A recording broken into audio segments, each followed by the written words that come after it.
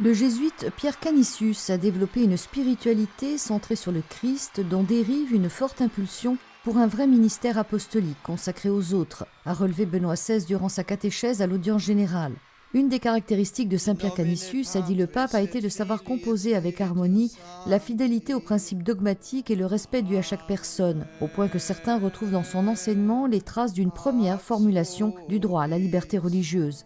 Il a vécu au XVIe siècle une période historique de forts contrastes confessionnels, mais évitait l'âpreté, la rhétorique de la colère, ne visant que la présentation des racines spirituelles et la revitalisation du corps de l'Église dans son entier.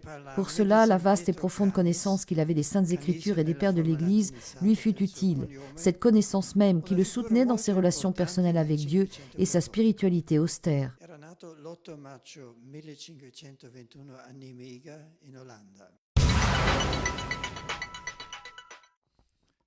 Internet, pour sa capacité à dépasser les distances et mettre en contact réciproque les personnes, présente de grandes possibilités aussi pour l'Église et sa mission, a réaffirmé Benoît XVI en parlant à la Congrégation pour l'éducation catholique et se référant à l'ébauche d'un document sur Internet et la formation dans les séminaires.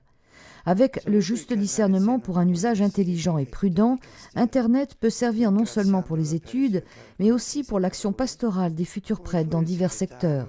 Dans ce domaine aussi, pouvoir compter sur des formateurs préparés de manière adéquate est d'une extrême importance. Dans son discours, Benoît XVI s'est ensuite arrêté sur les défis à affronter pour offrir de bons outils de formation aux prêtres et aux étudiants des universités catholiques et aux projets de réforme des études supérieures et théologiques que la Congrégation a mis en œuvre.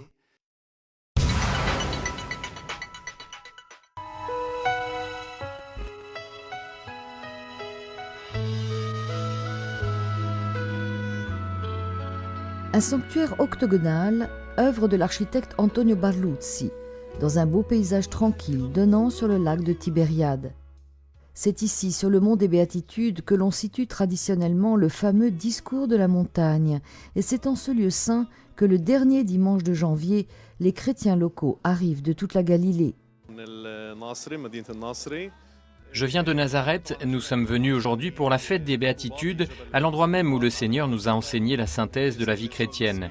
Nous, en tant que famille, nous essayons de venir ici au moins une fois par an, et d'habitude nous le faisons à cette occasion. Craignant qu'il ne pleuve, cette année la messe n'a pas eu lieu en plein air, mais dans la crypte du sanctuaire, présidée par le patriarche latin de Jérusalem et concélébrée par de nombreux prêtres. Les béatitudes, a dit Monseigneur Toile, doivent être la règle de notre vie chrétienne. Nos relations avec les musulmans et les juifs doivent être vécues à la lumière des béatitudes. Ce qui se passe au Moyen-Orient, a-t-il poursuivi, nous angoisse, et nous devons encore une fois dire « Heureux ceux qui feront la paix ». Siamo chiamati a vivere per la pace, a lavorare per la pace. Nous sommes appelés à vivre pour la paix, à travailler pour la paix et à souffrir pour la paix. C'est ce qui est arrivé dans les pays du Moyen-Orient ces derniers mois et c'est maintenant ce qui se passe dans d'autres pays sous d'autres formes. Mais derrière tout ça, il y a une recherche de justice, de paix, de miséricorde. Et si nous voulons une vraie paix et une vraie justice, cela ne peut avoir lieu sans la pratique de la miséricorde. Si on pratique les béatitudes, on arrive à la béatitude.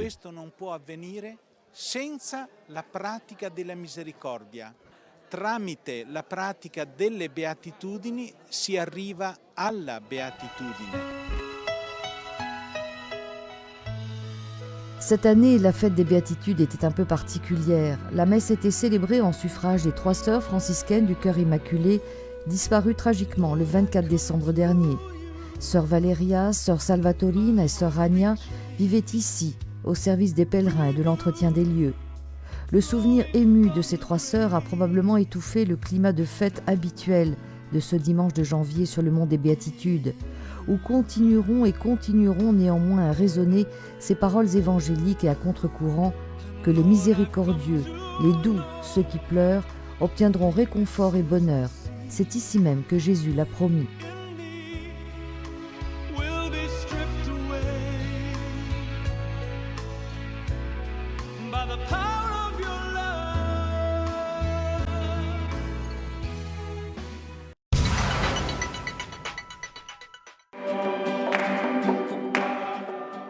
Présents en Israël et dans les territoires palestiniens dès 1800, les Salésiens de Terre Sainte ont eux aussi célébré la fête de Saint Jean Bosco le 31 janvier dernier.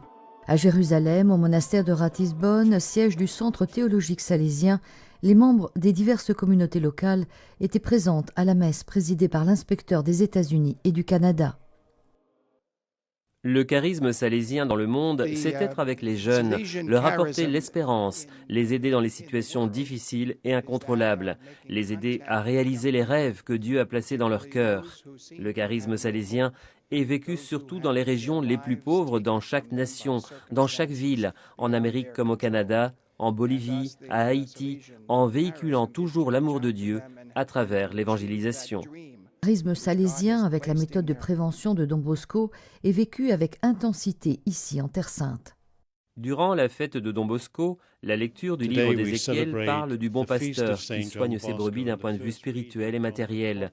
Ici à Jérusalem, nous accueillons et préparons 40 étudiants des 5 continents et de 22 pays qui vivent notre spiritualité lors de leur préparation au sacerdoce en étudiant les Saintes Écritures. La première maison salésienne a été fondée dans la ville de Bethléem en 1863, d'abord comme orphelinat, puis comme école des arts, avant de devenir un centre de formation professionnelle pour étudiants chrétiens et musulmans. Aujourd'hui, le centre accueille près de 250 élèves et depuis 2004 abrite aussi un secteur de formation pour l'artisanat artistique, avec des ateliers pour le bois, la céramique et l'huître perlière.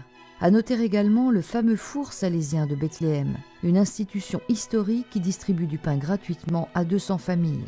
Les autres maisons de Don Bosco en Terre Sainte se trouvent à Nazareth, à Crémissane et à Bet Jamal, avec des foyers et diverses activités pastorales qui aident les jeunes à préparer leur avenir grâce à une solide formation chrétienne. Bonjour, commençons par une devinette. Elle a tout juste 80 ans et ne cesse pourtant de rajeunir. Elle fait entendre sa voix à travers le monde et parle pas moins de 45 langues. Ses bureaux sont situés à 2 pas d'ici, c'est Radio Vatican. Radio Vatican qui est né le 12 février 1931 au cœur des jardins du Vatican, 2 ans seulement après la naissance du tout petit État.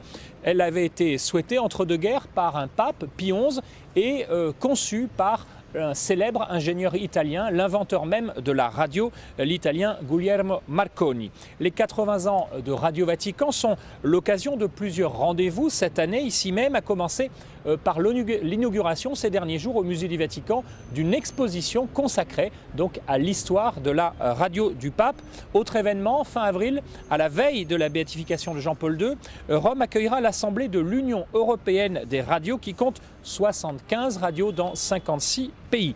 Mais cet anniversaire est aussi l'occasion de jeter un énième coup de projecteur sur une radio qui émet, vous l'avez compris, à travers le monde avec les ondes courtes, les satellites, mais aussi Internet, sans oublier les réseaux de radios catholiques, 1 millier aujourd'hui, qui retransmettent plusieurs programmes linguistiques de la radio du pape en France. Il suffit de penser au réseau RCF. Radio Vatican, ce sont des programmes réguliers en 45 langues, réalisés par une quarantaine de rédactions. La radio, confiée depuis sa naissance à la Compagnie de Jésus, les jésuites, emploie 350 personnes, prêtres, religieux, mais surtout des laïcs, des hommes, des femmes de 60 nationalités différentes. Radio Vatican a pris récemment une part importante dans la communication externe du Saint-Siège. Elle s'investit aussi à fond dans les nouveaux médias. Son site internet est en près de 40 langues, auxquelles pourrait s'ajouter bientôt le coréen ou encore l'hébreu, et lui très riche.